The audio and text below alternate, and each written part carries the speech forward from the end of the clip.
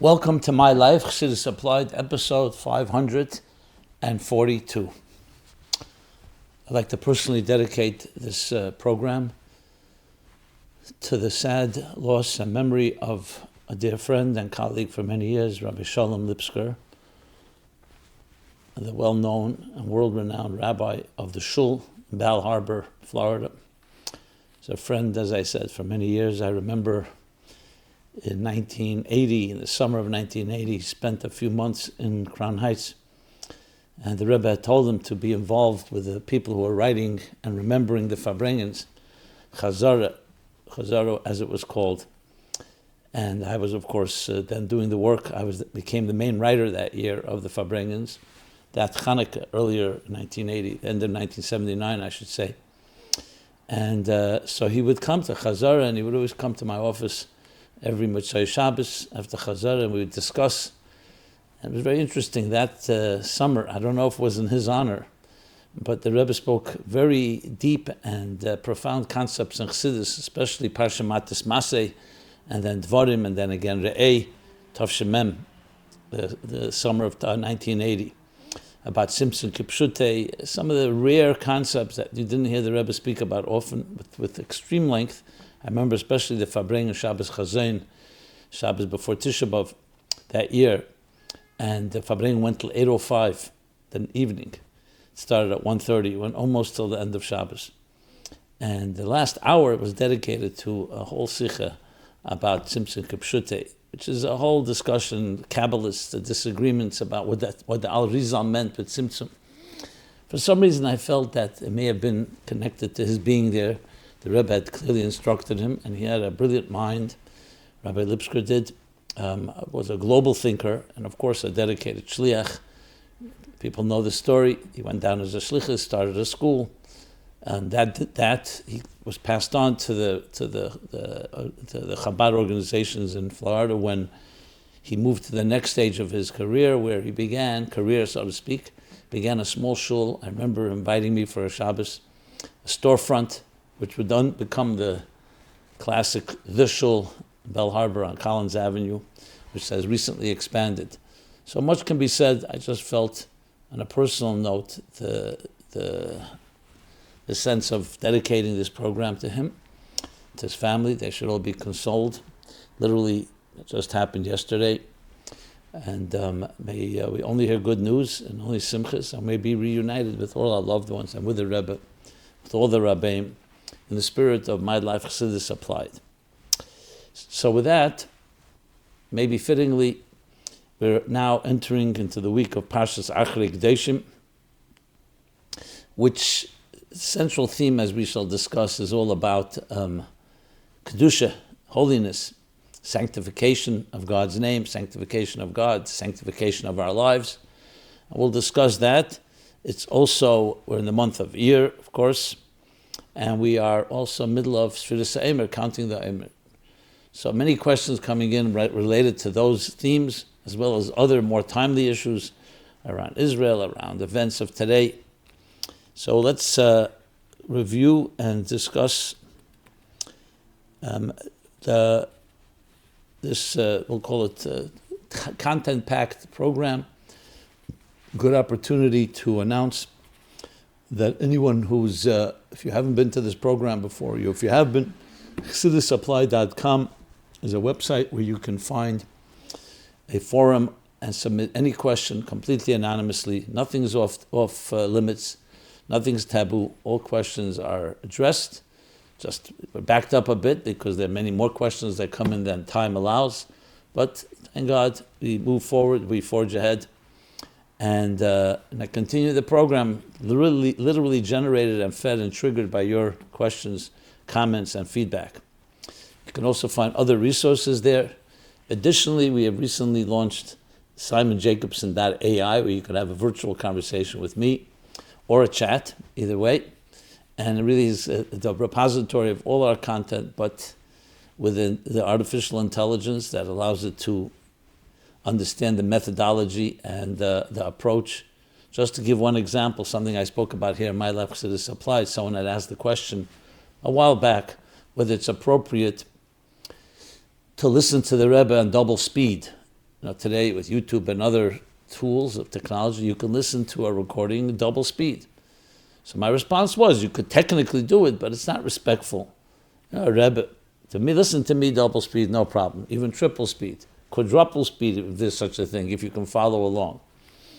But that's what I said. It's interesting. Someone had asked AI, Rabbi Jacobson, can you do AI of the Rebbe? Can the Rebbe speak to us in a virtual voice, things that the Rebbe technically did not say, but based on the Rebbe's approach and so on? So the AI response was, this was virtual, you could technically do it, but it wouldn't be respectful. So the AI basically extrapolated from what it had heard from me regarding double speed to apply it to this. Just an example how the AI works, a simple example, that it not just memorizes information like a search, but actually can apply and logically apply similar logic. It can also have hallucinations, as they call them, many different issues that have to be always double-checked, so it's never perfect, and you have to see it as experimental. But still, it's a tool, another tool in technology that can help us learn and teach and spread Torah and Chassidus. So by all means, we have to use it. That's why it was created. Everything God created was l'chveide.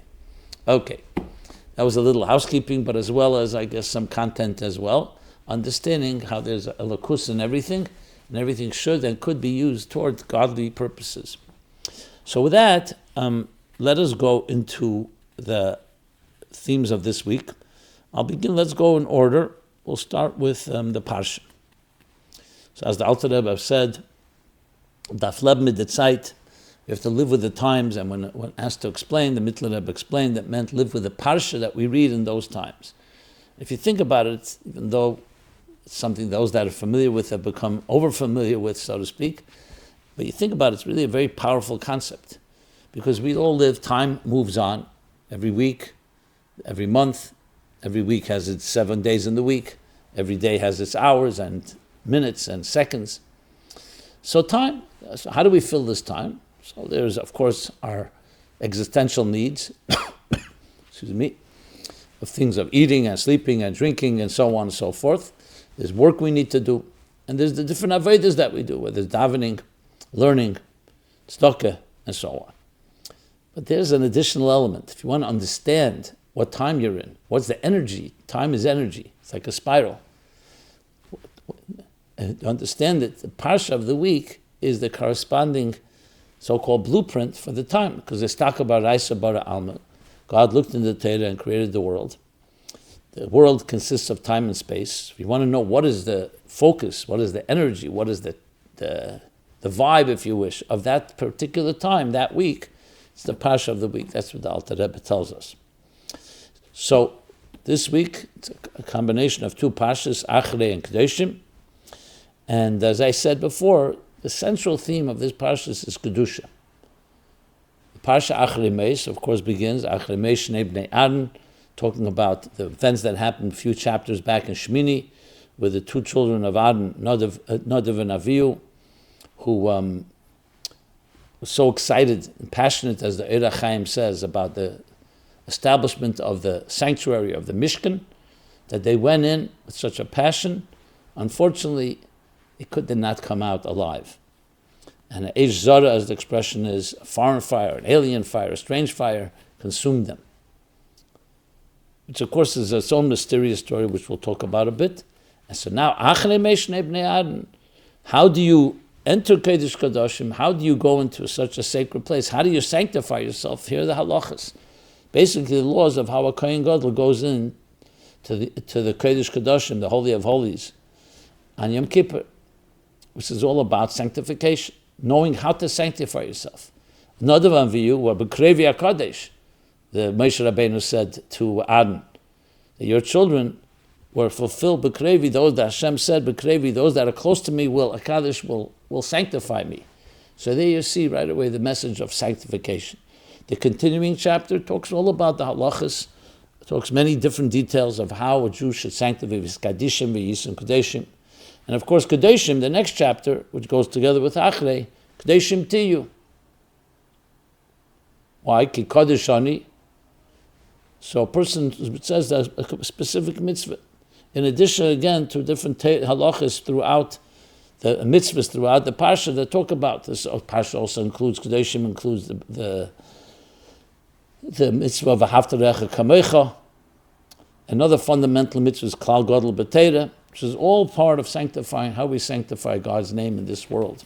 I mentioned before, Kol Ma Shebara Kosh Baruch Hu, Be'elam Le'bara L'chvedi. Everything is there to honor and sanctify God, to live sacred lives. Not just moral and ethical lives, sacred lives.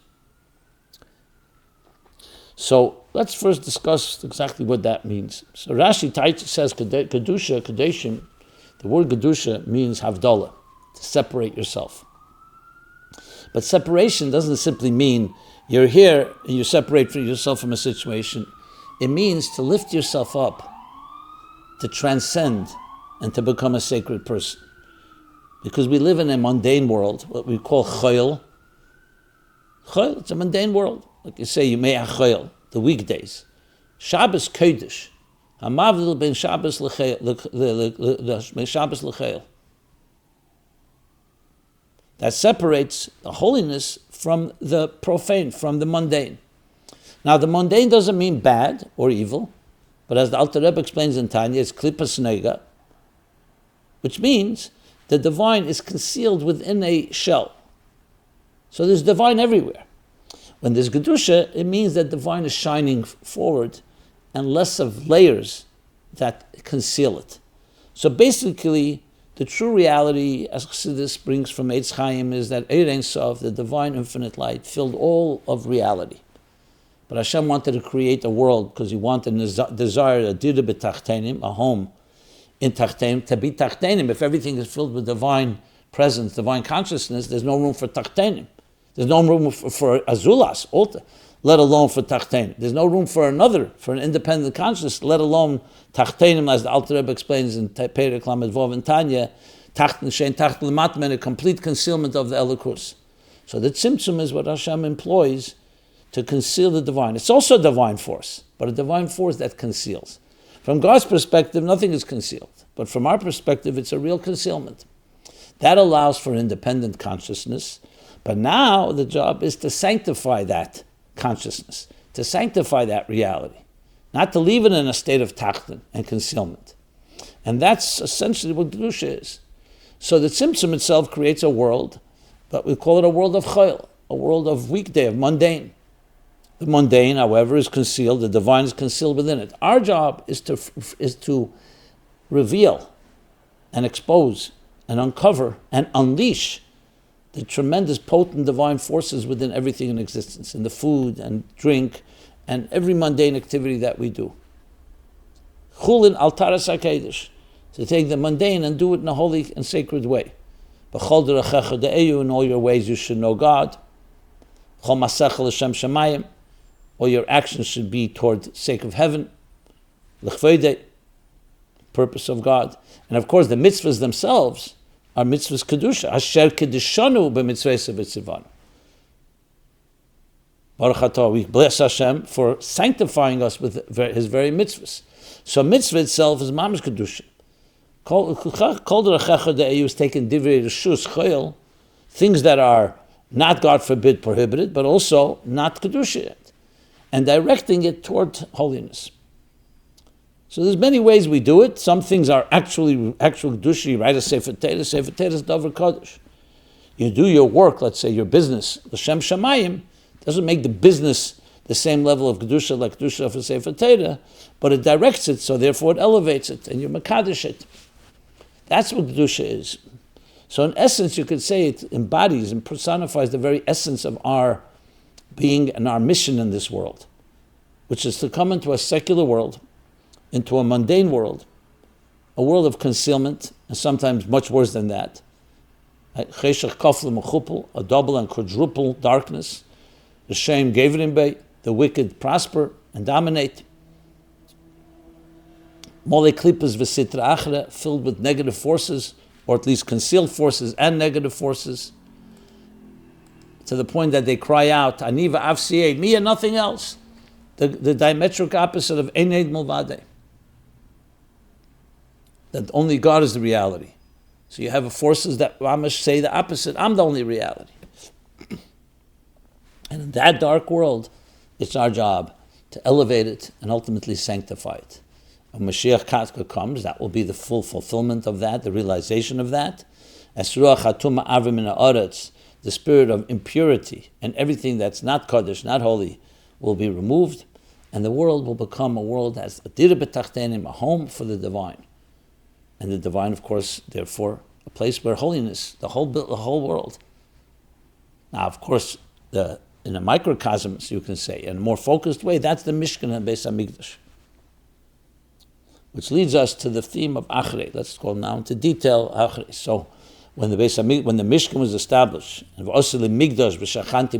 that's exactly that. What's the Mikdash? Like it says in Parsha Truma, to take and gather what? Mundane matters.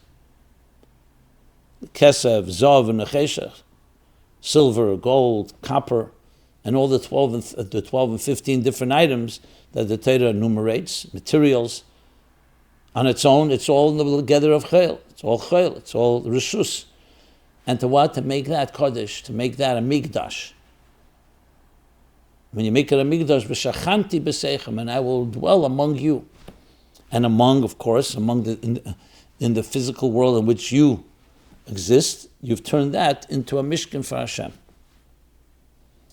And then continues the story of first the commands of how to build a Mishkan. Then finally they actually build it. Parsha Pekudei, it's erected and established. And then Parsha Vayikra starts the halachas, the laws, all about what should be done in this Beis HaMikdash, the karbonos. And then we come to Parsha Shmini, after Parsha Tzav, we're talking about the dedication of the temple and the training of the Kayanim. So Nadav and Avihu see now Beis HaMikdash, a Mishkan, and Acharei Kedoshim, a place where without filters God is present. So you can imagine people of high caliber like that was not a small matter. It wasn't like, okay, nice. This became like the most important thing in their lives, is to experience godliness. And here you have a place to experience it, as I said, without filters, without layers. So they rushed in. But they were ill-prepared. There are different reasons given. We'll talk about that as well. Bottom line is that they were consumed by the fire that they brought. You bring an offering, a zara, and they passed out. They passed away, I should say. Was this a chet, a sin or not? This is a discussion, a long, lengthy discussion. An actual sin, you can't say it was, because first of all, they were not commanded not to go. Only after Acharei Mois did Hashem give the guidelines. But nevertheless, the word chet is used, sometimes melosha chasan, a flaw, they didn't do it the right way, even though the intentions were absolute, but it says also b'krevi HaKadosh. They sanctified God's name. So you can't say that was through a chet. So however you explain it, bottom line is, it was not the balanced way, because that's not the kavanah. So someone asked the question, why was the offering of Nadav and Avihu called strange fire? What was the strange fire that Aaron's sons offered in the temple, and why was it wrong for them to offer it? So, as I said, there are many different explanations. Their intention, as the Eira Chaim so beautifully elaborates, and with many different lashonos and expressions that Chassidus cites, that it came from this profound passion, misikus, tshuka, gaguyim, different words that he uses. He doesn't use the word gaguyim, I should say. Advekus, to be absorbed in the divine. Now, anyone that has some spiritual inclinations and longings and cravings understands what that means. Now, we're talking about high-level people here. But the thing is, when you go into a kedusha of that nature, you have to be very careful. Because when you're living in the world, let's go back, a world where the klippa, we'll call klippa, which is the shell, protects the fruit within. So there's a certain boundary. Yes, the goal is to ultimately free those divine sparks and sanctify everything in this world, but it's done with a process. Think of this, suddenly opening up a container that has tremendous power and energy, nuclear energy, atomic energy. If you don't do it in a proper way, the explosion and even the radiation or whatever you call it can be extremely destructive. It has to be done in a managed way, in a contained way. That's called erev b'kelim. Or as we'll discuss, rotzo and shuv. The yearning is rotzo, a certain profound tension to connect. Shuv means it has to be contained, it has to be drawn down. This is a general rule in all of life. Whenever you're very excited about something and passionate, great, that's beautiful. Better than, obviously, that is far superior and admirable compared to mediocrity and passivity and apathy, which is just doing nothing, or just staying in your comfort zone. But all passion is like fire. And fire, if it's not contained, can be destructive. Life cannot exist without fire. Imagine life without passion. Imagine life without warmth, even physically fire. We need a certain amount of warmth from the sun. But if the sun was too close, we'd burn up, God forbid. The sun is too far, we'd freeze. Same thing, we need a certain measure of warmth. A human body has a certain temperature. Too high, fever, too low is also a problem. So it's all about balance. Look at the heartbeat. Contraction, expansion, tension and resolution. Rotzo v'shuv is the expression. So at Eish it was a fire, but Eish Zara. Now Zara can be explained l'mal yusa, in a positive way. It was never unprecedented. Strange as not the regular avodah. Because also the first time a Mishkan was established. So of course it wasn't regular. But Zara can also mean, not to compare it to avodah Zara, but the idea of strange being out of the reservation, not what you were instructed to do. Your passion became more powerful than the godliness within it. Their desire to be connected to God. Like it says in Chassidus, yesh mishev. That alone. Not a desire, God forbid, for anything else. But the desire also needs bittul, it needs discretion, it needs balance. And they had the rotzo without a shuv. So zara, strange, sometimes described as alien, foreign fire. So fire it was, but it was a strange fire. Not the way it should be. Like similar to the story of in the Pardes, that the great four sages, Arba shenichnusu lePardes, that went into the orchard, which was a spiritual experience. Rabbi Akiva, Ben Azai, Ben Sheshas, Ben Zuma, I should say. I think there are different opinions on that. And of course, Elisha ben Avuya. Three of them were damaged, were hurt. One died, one went insane, and one became an apostate. That's why he was called Acher afterwards. The other. Only Rabbi Akiva, Nichnus b'shalom, Rotzo, v'yotze b'shalom. Shuv. He entered with peace. So it's not just he left, he went in the right way. The right bittul, the right balance, the right maturity, if you wish. Now they were all great men. Tremendously high spiritual level. That's why they had this experience. But the deeper the experience, the more care it needs to be taken. And that's why in Acharei Meis, we come now and teaches us how to integrate. Lahavdil Elef Avdolos. I was always fascinated. And I heard about these genius musicians that OD'd, God forbid. I'm not even making any comparison. But it always was like the parallel was hard to ignore. Geniuses who had, we'll call it maybe from Klippa or Rotzo, but didn't have a shuv, and they could not contain it. And you find examples of this throughout, even today. So there's tremendous lessons to be learned, and that's why this Parsha comes, Acharei Meis, B'zeis Yaveh ala Kedosh. Here's how you enter into holiness. Holiness is critical. Having spiritual, deep experiences, transcendent experiences is critical to a life of connecting to God. But remember, the goal is God, not just you getting a high, so to speak. Not just you experiencing something that's beyond the mundane. And that's why it requires a bittul.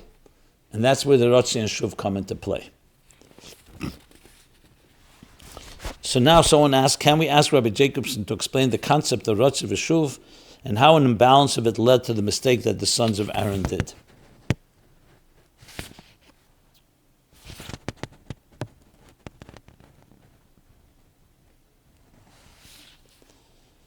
How the imbalance of it led to the yes. So, one key MyLife Chassidus that I would refer you to, and there are others as well, is the mimer called Acharei Meis, Acharei Tofresh Memtes. So in the year Tofresh Memtes, which is the the equivalent of 1889. The Rebbe Rashab said a maimer, pretty long maimer, where he talks about this at length. The rotzo v'shuv necessary in Parsha of Acharei, this week's Parsha. So, briefly, as I said before, life requires both. Contraction, expansion of the heart, exhale and inhale of the breath.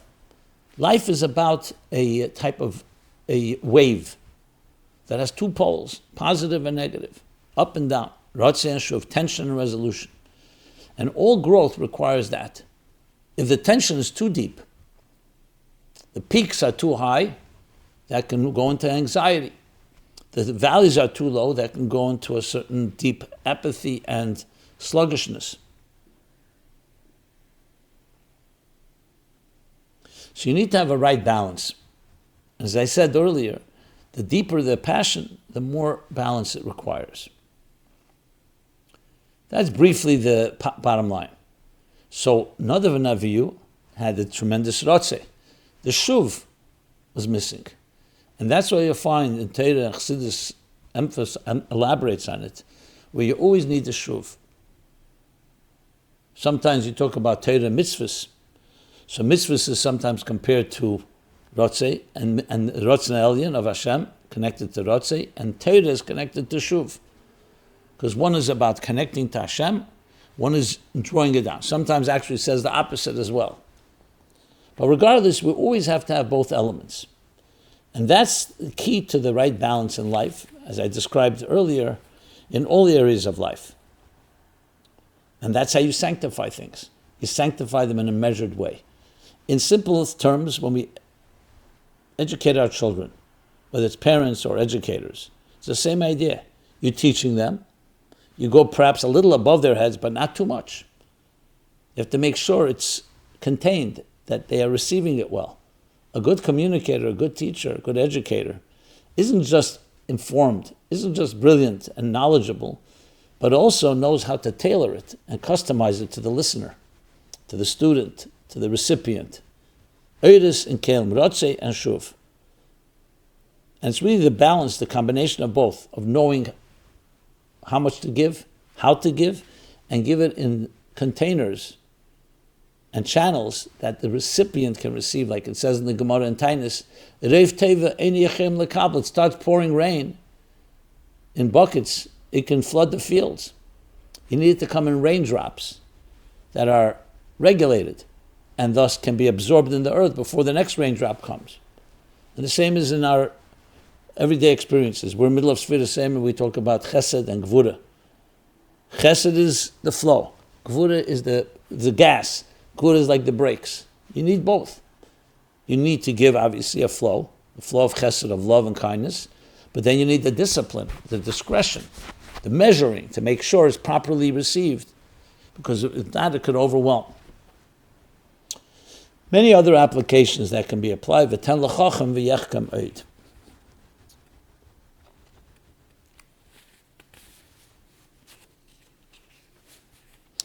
Another question that was asked, let me just see where it is. How do we reconcile the different reasons given for their death? Why do we teach that Nadav and Avihu were killed for being drunk in the Mishkan when it says clearly in Sanhedrin, Nun Beis Aleph, that they deserved to be killed because one day they were walking behind Moshe and Aaron and said, when will these two old men pass on so we can become the leaders? Okay, well, and there are other many reasons given. Some are brought in Rashi and so on. So first of all, we have to know that in Torah, Shivim Panim L'Torah, there are different approaches, different answers to different questions, and different ways things are explained. When we can reconcile them, we do. Sometimes we can't always reconcile them. That doesn't mean there's a contradiction. It means there are different aspects to it. So if you really think about it, the discussion about rotzo and shuv can manifest in many ways. When it says shasui yayin, that they drank, it wasn't some type of frivolous drinking. Yayin is also for kiddush, but you have to regulate it. Yayin is powerful. You can get intoxicated, but it's not something you do. Not talking about Purim now. Chayvinish l'psume adelayada. So they're drinking wine, just like wine was also brought to Nisuch Hayayin and so on, was a part of the Aveda. The question is whether they did it in a balanced way. As far as other aspects, remember I said before the Chet, they were still B'Krevi HaKadosh, they were holy people. So when it says in the Gemara about them walking behind and what they said, it's all in very subtle forms. It wasn't a statement of arrogance. It was a statement of maybe not full balance. Sometimes a person could have great, to talk about Kairach. Kairach was a pikach, a very wise person, and he wanted greatness, but it came too much of him involved. Remember before, rotzo could also be coming because of you. You wanted too much. What do you want? Kedusha. He wanted to be a Kohen Gadol Kairach. The problem is it didn't come with the right bittul, as discussed a number of times in many different places. There's a Torah of the Baal Shem Tov. Moshe, he thought Moshe also wanted it like that. So he was like competing. I want greatness, you want it. It's like who's going to be more, who's going to be elected, so to speak. That's coming from ego. I mean, what was it? The Shpola Zayda, the Helik Rishna, that said the Helik Zayda Kerach. Because he was a Levi. But it was misplaced, as the Rebbe explains in a number of places. Whether he saw the later future generations and saw what the future would hold, but it wasn't yet the time. So many times intentions can be good, but if it's not properly balanced, that's where it comes down to. And that's how you ultimately explain the different reasons, all focusing on different aspects of this imbalance. And remember, chet can also be melashon chesed, not the level where you should be. So it's not an overt transgression or sin, God forbid, but it could have been greater. Say Moshe Rabbeinu reached 49 gates, Shari Bina, and Shad Hanun only had Nevoy, only at the end of his life. So he's called Chayla, because Chayla is Gematria Memtes, 49. But you're not going to compare him to, God forbid, an actual Chayla. Compared to the 50th gate, 49 gates. Halavai, anyone should reach 49 gates.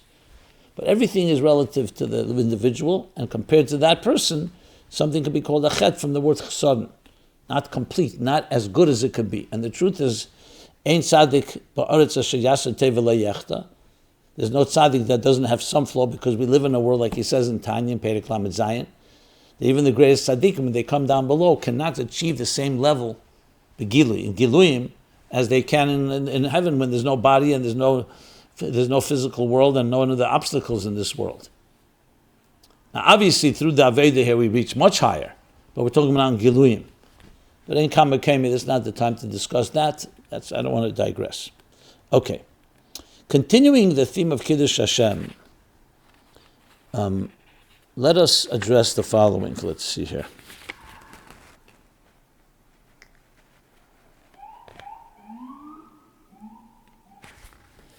What responsibilities do we have to sanctifying God in our lives? So this takes us now to the central theme of Acharei Kedoshim. Remember the beginning of Kedeshim Tiyu, that Ramban actually asks, it says already in the Torah a number of times, in Shmini and other places, Viskadashtem v'yisim Kedeshim. So what do we have now? Another tzivui, another command that you should be sanctified and holy. And he actually comes away with an explanation, very relevant. This is close to 1,000 years ago. 900 years ago, the Ramban says that the mitzvah is coming to tell us to not become a novel but a shusater. A manuvel but a shusater. What's a manuvel? So I don't want to use any expletives. We'll use a more refined translation. Obnoxious, abominable, disgusting, despicable. Despicable behavior, but shusater. You find some place in Torah to justify it. People who use halacha for their own selfish reasons, it's called a novel, but he's doing it with a shusater. And that could be one of the worst things, because you're dressing it up in garments of kavyochel, so to speak, holy garments. It's not me, it's God. I'm doing it for God. I'm doing it for the Rebbe. Using more Chassidische terms. When it comes down to it, it's about you. So Machzedek gives an example that there are people who, when it comes to punishing someone, they're right away first in line. And they say the Torah says this person deserves punishment. But the Torah also says some people deserve rewards. Why aren't you first in line there? Because really it's their achzorius, it's their sadistic nature. They're dressing it up. And how do you see that? They only show up. when it comes to things that fit their personality. But it could be masqueraded. So that's what the Ramban says. Interesting, back then already there was this issue. Imagine today. So that's an obvious way of Kedoshim that one should never stoop to that type of disgusting behavior. And I deal with it quite often. People telling me halacha reasons why they refuse to give a get, or other things that ultimately cause people to suffer. Remember hearing once the Rebbe telling a man who was refusing to give a get, the Rebbe told him in Yechidus, it's a long story, he said, you're hurting the people you love most. That ultimately actually touched him, and he ended up giving the get. I don't want to talk about negative things, but it's just one example. There are other examples, and it could come from women, it can come from men. This is not one way. You have to always remember that we are subjective people. And subjectivity blinds us. Bias and prejudice, especially self-love, blinds. The Torah says, the Torah calls them chachamim and tzaddikim. And still, tzaddikim. It blinds even wise people, even people that the Torah calls wise, and even tzaddikim, it distorts what they say. That's why Moshe Rabbeinu in other situations, even if there's a chash of some type of nigiyah bedava, you have to recuse yourself. So we're all subjective, but do we acknowledge it? That's the key. Don't make it a way of life. Don't say, oh, it was subjective, so everyone can be subjective. Acknowledge it. And the situation, step aside and say, I need another opinion. I need to ask a mashpia. I need to ask people and try to get advice. And not advice just to satisfy what you want. Shopping around for someone who's going to agree with you. But actually hear another opinion, another approach. So that's a very basic way of calling. That's the opening to all sanctification. Because if you don't do that, you're not even open for change. You're convinced you're right. But there are other responsibilities. There's the mitzvah of Kiddush Hashem, and we learned this from the Psukim in Parsha Kedoshim. Kiddush Hashem is one of the strongest mitzvahs, and Chilul Hashem, it's a diametric opposite. Its alter ego is one of the worst. Because it's one thing in Avedach, but Chilul Hashem also affects others. Chilul Hashem. You do something that others see, with all your good intentions, it leaves an impression. They see a frumah yid do something. So even though they themselves may be doing the same thing, and they can be called out on that, but it creates, here a person that's supposed to be representing God, a rov, and so on. So obviously, so you'll say, why there's a double standard? Yes, there is a double standard. The holier someone is, the people look up to him. One of the reasons, Moshe Rabbeinu, what was the grave sin? That he changed what God, Hashem said to him, to speak to the stone, instead he hit the stone. Think about it. Hitting a stone and speaking to a stone have the equal possibility naturally to produce water. Try it out. Speak to a stone and see if any water comes out, then hit the stone and see if any water. So if Moshe said, what are you talking about? Stones don't have water. Okay, he's challenging God's command. You can always justify and say, maybe Moshe thought he didn't hear correctly the first time Hashem did tell him to hit the stone. But I remember the Rebbe explaining it. I remember it was Tav Shemem actually that same year. But for the level of Moshe Rabbeinu, even one small shift, because everyone looks at Moshe, the highest standard. The Rebbe then said, whenever Mashpia has to do double of what he asks his mushpayim, his students or his disciples to do. Because they're always going to say, if my teacher is doing so much, I could always do half of that. I don't mean half necessarily physically half, but the idea, you have to always do more. We always hold our teachers in a higher standard. Say, Rachia, the Gemara says, would not buy meat on credit. Because someone may see him going away from the butcher, not paying, and they'll say, oh, he didn't pay. But it was on credit. It's a normal thing. Credit is a normal thing.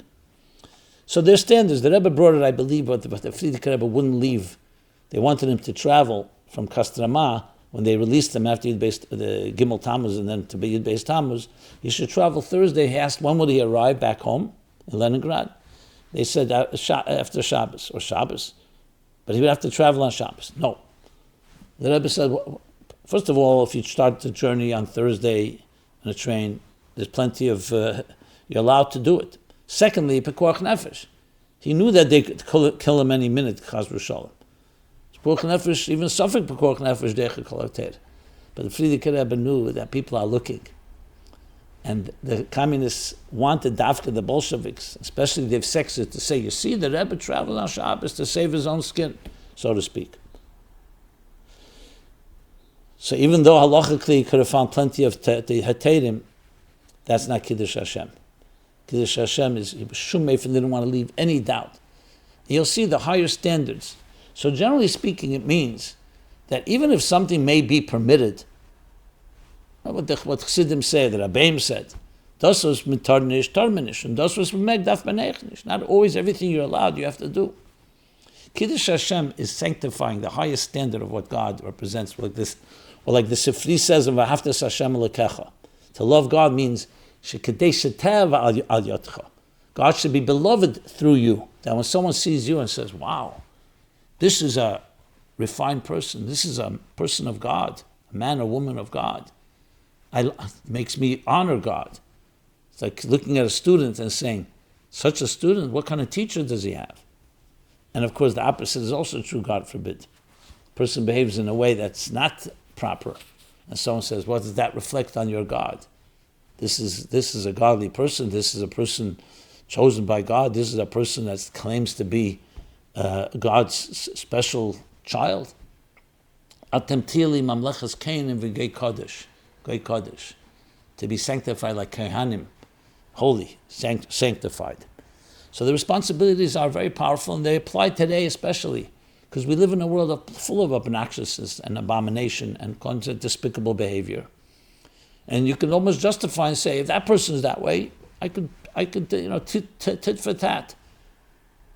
But that's not the way a Jew thinks. You always have to keep and see yourself as God's ambassador to this world. Bring holiness wherever you go. Kiddush Hashem. You remember the Sikh in Tov Shalamed Hey of Tishrei, Miriam Bas Bilga, who she was with a non-Jew, and if you read the Gemara, it's like completely every negative way. And yet the Rebbe found a limud schus on her when she said, Lukus, talking to the Mizbeach, how are you allowing, how you're not protecting the Id. The Rebbe was finding somewhere that's chus. That everything has a certain Kiddush Hashem in it. That doesn't justify the rest of her behavior, but we're always looking for a way. So even a person who may be who knows what, certain situations, I'm not going to embarrass Hashem. Like they say, Hashem is the firme. Don't embarrass the firm. What I do, I do. Famous story is one of the Chassidim of the Alter Rebbe that became a businessman. How did you deal with the Nishenis, the tests when you were in Peterburg? Different temptations, different challenges. So I thought to myself, I'm a chassid of the Alter Rebbe. If he passed this for me to do something, it wasn't about me. I'm representing. Someone looks at me, they see the Rebbe. I can't do that to my Rebbe. Forget about what I'm ready to do. So there's a certain standard, understanding you represent something. Now, obviously you should work on yourself. Someone say, I'm only doing it for others, shouldn't see it, but I'm really, who knows what I'm doing when no one looks. Obviously, that's not a justification. It's just an attitude. You are Mekadesh Shem Shemaim every second when you walk, when you talk, and how you look, and how you experience, how you deal in business. That you know that your whole role in this life is Ani Nevresi L'Shamash Eskeni. I was created to serve Hashem. Ani Le Nevresi Elo L'Shamash Eskeni. The Girsa, that's Li'ikuva. That I was not created for any other purpose but to serve God. And serving God means sanctifying God. In everything we do. So with that, someone asked the question, let's see here, we're moving along, let me see how far I'm going to get here. How would the Rebbe advise us to deal with the pro-Hamas protests in our neighborhoods?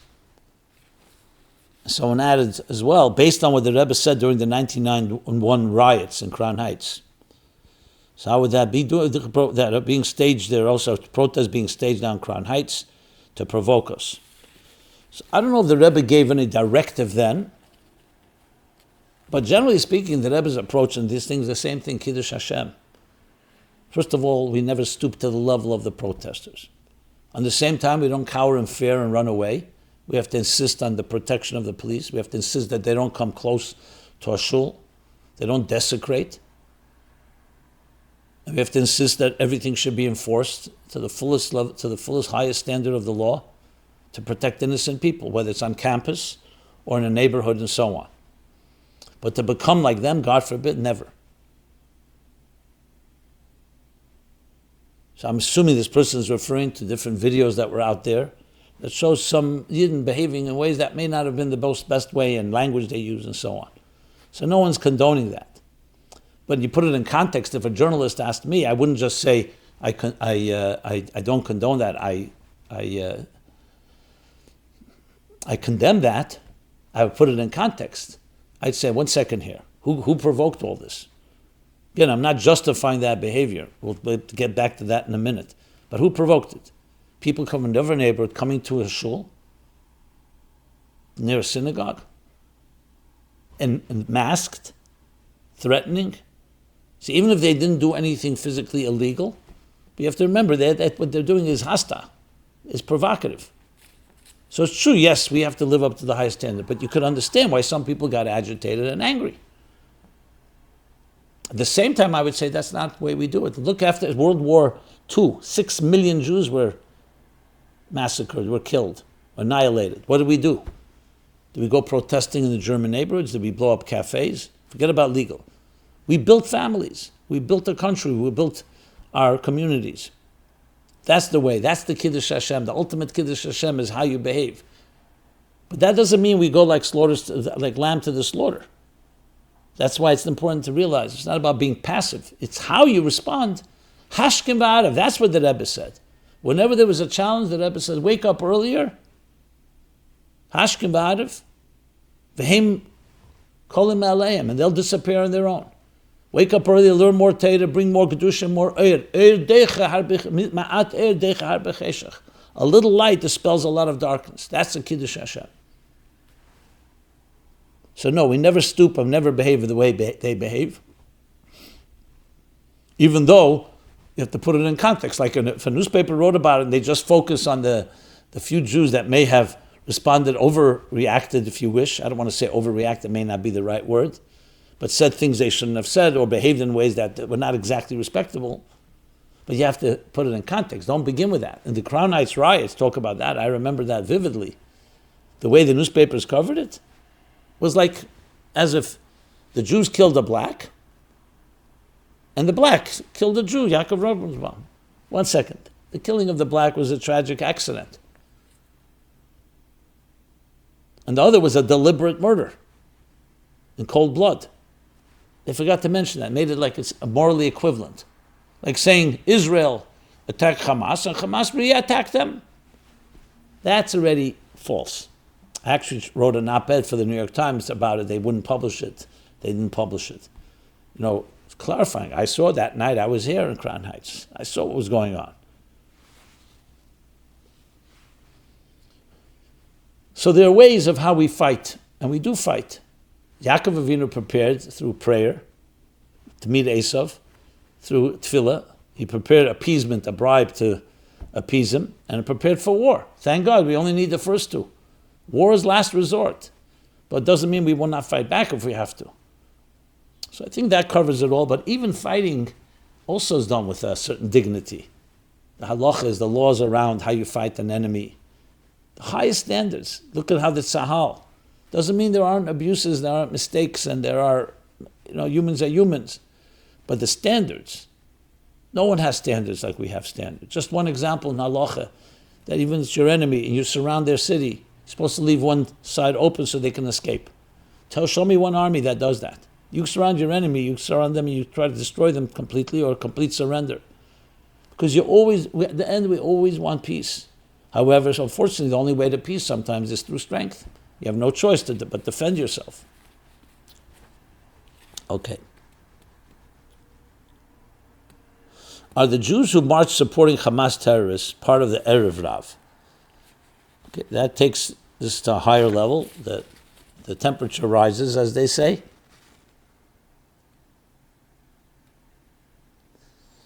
So that also can make your blood boil. I don't want to call names. We don't call names to anyone, especially Jews.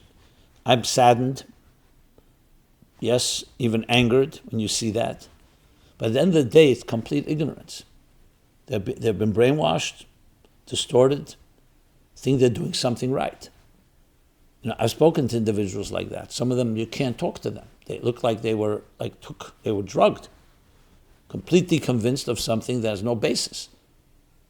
Not even getting them to change their mind, just opening up, maybe there's another perspective. And you start talking about October 7th and the atrocities. They don't want to talk about that. So I don't know. I don't know how to define it. I think it's tremendous ignorance. But ignorance, you see how ignorance can become destructive. Ignorance just sounds like neutral. I don't know. No. But ignorance can lead to destruction. Because then when you don't know and you start doing things, if you don't know, you don't know. What happens if you don't know that you don't know? So you convince yourself, I'm right. You think you're ethical, and you think you have higher standards. I have no problem saying that Israel has done mistakes and that the people I love make mistakes. But the distortion, so number one is just Arachmanas Gdela. I have parents who tell me, I can't talk to my children. My children are anti-Israel and pro the enemy. What can I do? And some parents admit, I didn't give them a strong enough identity. I didn't educate them. I should have taken them to Israel. I should have shown them what a Yid is, a Kiddush Hashem again. Because here it's even worse. They're saying the Yidden are the criminals, God forbid. Show them the Kiddush Hashem that Yidden have shown, Jews have shown throughout history. Now, even that should not provoke us to do something inappropriate as well. The best way is to keep teaching and educating. Some people you can speak to, some you can't. You have to choose your battles. So that already goes into what can you do about it. We talked about it other times. I just wanted to address that.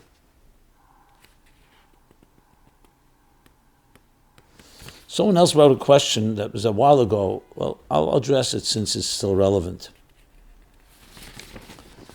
Dear Rabbi Jacobson, there was a disturbing incident. He writes last week, it was a few weeks ago, where a local African-American in Crown Heights in a wheelchair was walking with his dogs closely to a Jewish family, and the kids were very afraid of the dogs. And a verbal argument started between the men and escalated to the Jewish man punching the other man and knocking him out of his wheelchair. Firstly, I must condemn the violence. Whenever there's a disagreement between neighbors, we must always try to settle disagreements peacefully. It's never okay to punch anyone, especially a disabled man who can't defend himself. With that being said, I hope the two men apologize to each other and commit to moving forward past the incident and living peacefully as neighbors. So overall, I agree with you. I don't know all the circumstances. I saw the video actually. It was disturbing. I didn't, but to be in all fairness, I didn't speak to the person who punched him. Like, what provoked it? Was there any justification? Did he do something? But let's assume he didn't. So then I would say, like I said before, that's not appropriate. There are other ways you can handle it. I could see someone trying to protect his children, so he gets worked up and emotional. But that's what a Yid is. We have to always know the Kiddush Hashem. You see that, even if it was completely justified, someone sees the video, it can be used. And a Yanika Sachatzainim that you don't want to have. I asked myself, how would the Rebbe behave if he saw something like that? I don't think he'd push someone out of the wheelchair. There'd be ways. You think he did something really wrong, call the police. Or other types of things like that. Now, I'm not going to say that, I'm not of the belief that you always have to just take everything. If someone's abusive or someone's doing something wrong, sometimes, yes, you do. If the guy attacked your children, so of course you do what has to be done. But there's a very clear reason to protect. Sometimes there are gray areas. Being that I don't want to draw any conclusions because I did not investigate this, so I'm talking more in general terms. I don't want to condemn any particular individual. But always know the standard is a high standard for us. For all human beings who want to be godly, is Kiddush Hashem, and not the opposite. On that topic already, since we're talking about dogs, there are people who are triggered by dogs. So I'm not sure if this goes into Kiddush Hashem, but I'll address it already anyway. What attitude should we have to people who own dogs? Because this person continues to write like this. My question is, why are so many people in our community afraid of dogs? I live here in Crown Heights, and I'm one of the very few Orthodox Jews that own a dog. When I walk my dog, most of the time my neighbor's children cower in fear. Of course, I'm not looking to antagonize anyone, so when I see scared kids, I try to walk the other direction. And sometimes the opposite happens, and kids enthusiastically run up to my dog and poke their fingers in his face without first asking if the dog is friendly. Most parents don't teach their children the proper way to act around dogs because they themselves don't know. It's important that we learn and teach our kids how to understand the basic body language of dogs. Growing and showing their teeth means they are upset and don't, growling I should say, and showing their teeth means they are upset and don't want you to come near them, or you might risk getting bit. A wagging tail usually means they are playful and happy. And it's important we all teach our kids that if we are sitting in the park and somebody walks by with a dog, we can't just run up to the dog and pet him because we don't know if he's friendly. We must always ask the owner first, is your dog friendly? Is it okay if I pet him? Hopefully with more education about dogs and their behaviors, we can avoid having negative encounters with our neighbors and their dogs. Okay, I know this is going to definitely light up all the phone lines if this was a call-in. So I want to say a few things here, first of all. Since I was not going to speak about this topic, but since it came out of the Kiddush Hashem topic, I've also had the questions the other way around. What's this new epidemic, someone writes, that there's so many people with dogs? It's one thing from other societies and other cultures. Is that now the new Chabad minig or the new minig of Yidden to have dogs? So there's two sides to this whole thing. Obviously, if you're sitting in a park, yes, we should teach our children how to behave the right, courteous way, and also protecting themselves and not just do things that are reckless. Either way, they shouldn't cower in fear, and they shouldn't go over and pet a dog. But here's the bigger question. Should one have a dog in the first place? So halachically, there's no isser. Is it in the spirit of Torah? Now, of course, there's also the emotionally support dogs, as we know. We see them on planes and we see them in places because they need the support. So that's already a bigger topic, which I just touch upon quickly. Is that over-exaggerated? Is it overdone? I could understand there are people, whatever reason, their dog has become an emotional support for them. But is that their solution? Maybe they should go to therapy and find ways to heal and maybe find a person in their lives. I know people who replaced a spouse with a dog. Is that the right way? Again, I'm not here to criticize. I understand, and I'm being sensitive because I know people personally who dogs saved their lives, to be very honest. I don't want to go into details right now because of the limits of time. People literally grew up in very abusive homes, and the only love they got was from the dog that was in their kennel or in their yard. So I understand maybe why Hashem created certain things, but those are particular circumstances. But does that open up the door that anyone just says, you know what, let's get a dog into our home? So I'm not talking about personal preferences now. Everybody has a right to have personal preferences. But I think this is something you have to talk to your mashpia about and not just do your own decisions. You know, there's halachas about a dog in a shul, for example, and so on. So is it in the right spirit? And the same thing you could talk about cats. Now you could say, what about goldfish? What about an aquarium? So this, I don't want to digress too much. There's so much to talk about. I'll reserve that for another time. I wanted to talk. So yes, of course, when you have neighbors that have dogs, you can't control that. So there you have to find a way, and not too aggressive and not too friendly. You have to keep a bright balance. And it's good to teach our children. There are people with dogs, and we have to teach them. Just like they're going to see people from different cultures doing things that are not what we do. You have to know how to behave in a way that's both respectful, but also protective, without going overboard one way or the other. Well, I understand this person owns a dog, so he's advocating that people should learn how to deal with that. And I agree, because there are dogs, but whether you should have one or not, that I would say, talk to mashpia and wonder about that spirit. And is it compensating for something that you should compensate in other ways? Maybe that's not the best way to do it. But I'm, again, being very careful. I don't want to say anything definitive, and I don't want to be judgmental, and I'm not criticizing anyone per se. And I'm not saying that just to be diplomatic, because I do understand the nuances, and that's why it's case by case.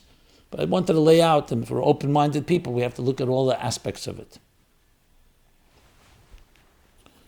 Okay. Let's now move on. We'll speak about the month of Iyar. So someone asked the question, we talked last week about Iyar, Tu Rosh Tevis, Ani Hashem Refecha, and Avram, Yitzchak, Yaakov, Rachel. So in a type of follow-up, someone asked this question. Does this month contain a special energy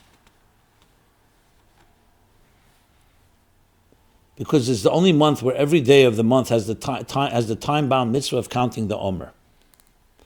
Yes, the Rebbe said that number of times, that year stands out, that literally from the beginning to the end of the month, because we start counting the second day of Pesach, we conclude before Shavuos, which is already in the month of Sivan. So every day of Iyar has mamash a mitzvah. Mitzvah of Sfartim Lechem. So that causes the month to be a particularly unique month because of that. Now, in that spirit, I was going to speak about Sfiras Omer, but I see time is running short. So we'll talk more about Sfiras Omer. What is, besides the mitzvah, it also has significance, is refining of the Bir Hamidus, refinement of the human character and personality. Sfira has 3 different meanings, so we'll reserve that hopefully for Mitzvah Shem next week. But there is special energy, and we have to use that energy. Of course, that counters the other energy of one of the reasons we don't do simchas, weddings and so on, because lo nogu kovid zeh b'zeh, the 24,000 students of Rabbi Akiva who passed away in an epidemic, because they didn't show kovid. So the counterforce to that is to count the Omer, even though there are other reasons we count that precede the Talmidei Rabbi Akiva, which is about refining ourselves to, yes, indeed, respect and love each other, like this Parsha, v'ahavta recha kamecha, zeh klal godel b'teira. Omer Rabbi Akiva, zeh klal godel b'teira. We'll talk about that as well. Another question was, what type of healing does this month refer to? When we say that Iyar stands for I Hashem will heal you, Ani Hashem refecha, can it also mean Hashem will heal my bank account? Is Iyar a good time to pray for an increase in parnasa and financial security? So I mentioned before Chayla, Gemati Memtes, even refers to Moshe Rabbeinu, who's lacking the 50th gate. So you can say healing as all levels of healing. Obviously, physical healing from ailments, from disease, from sickness, God forbid, goes without saying, or let's say it goes with saying, so we're saying it. But healing has many meanings. You could be healing from Chelas Ava, from profound longing for something missing, like a rotzo, and you need some resolution. It could be healing, yes, financially. In Bona Chaya Mezena, something with children, nachas from children, or having children, healthy children, Chaya, life, health, and Mezena, Parnasa. So in all those areas, the Iyar offers us, Ani Hashem Refecha, not just healing, Hashem's form of healing, which is Lechatchila Le'osem Alecha, a healing that precedes and preempts any lack, any missing element. So that's correct. All this in this month of Iyar, and many, many other aspects of Iyar. And I'll conclude with one question that was also a timely one. Naming a street after the Rebbe. Is it appropriate to name a street after the Rebbe, which was done recently here on President Street, the Rebbe's home? The city recently honored the Rebbe by renaming part of President Street the Lubavitcher Rebbe Way. Is this something the Rebbe would have supported, or because he was a very humble person, maybe he would not have liked all the fanfare? So when the organizers of this name change, when they publicized it, they publicized actual letters from the Rebbe, Eretz Yisrael, different cities, streets named after Rabbeim, and so on. So the concept definitely was one condoned by the Rebbe. Would the Rebbe have agreed because it's now the Rebbe himself? It's very hard to say. I do know that the Rebbe told people who were produced and published stamps, they wanted to make a stamp of the Rabbeim. The Rebbe said not to do that, but that was because the stamps are discarded, and it would be a thing of covet. So you don't want to discard a picture of a Rebbe. On the other hand, there is a gold coin that was coined in Washington with an image of the Rebbe, Medal of Honor, or whatever it's called, I'm not sure. So this is questions that I would ask either a rabbi or a mashpia. When I was asked about this by the organizers, based on the letters of the Rebbe, I didn't see it as a thing to oppose. Is it something you had to do? It's not a have to. The question is whether it's acceptable. The Rebbe may have not agreed simply out of humility, just like the Rebbe didn't agree when they brought him a new car and he said, Seina matanis yichya, which means one should reject gifts. I'm not comparing it exactly to the same, but the idea that the Rebbe's humility don't want to have his name Bavitcher Rebbe way. But I don't know if there's, in the spirit of it, something fundamentally wrong. It is an honor. and doesn't seem to have anything that would be desecrating or disrespectful. So I would lean towards saying, based on those letters, I don't see a problem with it, even though, again, whether lechatchila you should do it, that would be dependent on mashpiim, rabbonim. I'm sure the organizers got the blessing, and that's why it was done. That's how I would respond to that. The main thing is not the name, and not like the Rebbe said a number of times where people wanted a picture of him or his autograph. The Rebbe's main focus was, you want to connect with me, learn what I learn, do what I do. Learn Torah, Chassidus, the mitzvahs, the takonos of the Rebbe, or the Schitas from the Frierdiker Rebbe, the Rambam, and learn what the Rebbe learns and do what the Rebbe does. The Rebbe's directives and shlichus and mivtzayim, and above all, of course, doing everything possible to bring Mashiach. That's the ultimate iskashus. That's Pnimius and the way the Rebbe would have wanted us to be. Then there are other symbolic things that, again, like the Rebbe Rashab said once, he doesn't like people who say Pshat L'chentanya. But if it's going to add in Yerushalayim, he doesn't mind. So if it adds in Yerushalayim, that's also an Even Abaychin, a litmus test. Again, not if it, God forbid, anything that is questionable or halachically questionable or chassidish questionable. So that may be a good conclusion. Key is everything to add in Yerushalayim, add in Kiddush Hashem, add in Afotzes Limud HaTorah, Afotzes HaTorah Vayadus, and Afotzes HaMayonis Chutza. And we should merit here in the month of Iyar to the ultimate Ani Hashem Refecha, the refuah from the Chele HaGolus, the illness of Golus, Gula Amitis Vashlema. This has been MyLife Chassidus Applied. We're here every Sunday, 8 to 9 p.m. Everyone a good tavoch, a refuah in a good, healthy way, healthy week, and only good news, and ultimate good news of Geula Amitis Vashlema. This program is brought to you by MyLife Chassidus Applied. Please help us continue our programs. Make even a small contribution at chassidusapply.com/donate.